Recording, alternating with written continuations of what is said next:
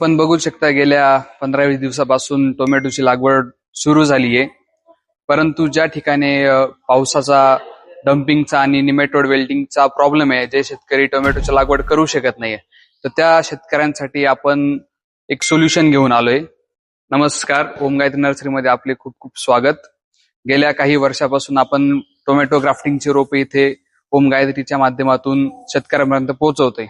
तर या आज आपण बघूया हे रोपं कसे तयार केले जातात. सर्वप्रथम हा वांग्याचा रूट आहे. हा जंगली वांगे, त्याच्यामुळे हे डम्पिंग असेल, निमेटोड असेल, ज्या ठिकाणी कंटिन्यू पाऊस पडतो तिथे रेजिस्ट करतं. त्याची क्षमता खूप चांगली आहे. त्याच्यानंतर आपण हे टोमॅटोचं वाण बघू शकता. हे वाण त्या वांग्यावरती ग्राफ्ट केलं जातं. तर आपण बघूया हे रोप आपण कसं तयार करतोय. हे वांग्याचं रूट आहे, त्याला आपण ही क्लिप लावतो एक सिलिकॉनची. तिथे मग हा जो वरती सायन आहे, टोमॅटोचं वाण आहे, ते आपण यात टाकतो. हा आपला पूर्ण रेडी ग्राफ्टेड झालाय. हा पूर्ण असा ट्रे तयार केला जातो.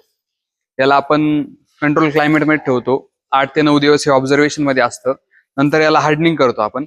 हार्डनिंग झाल्यानंतर याची क्लिप काढून आपण शेतकऱ्यांपर्यंत हे पोहोचवतो. शेतकरी बांधवांना आता आपण हे जाणून घेऊया की हे रोप का लावायचं आणि याचे काय फायदे आहेत. रेग्युलर पिकाहून या पिकामध्ये 2-3 महिने जास्त पीक चालतं. ते पिकाचं प्रमाणही जास्त असतं.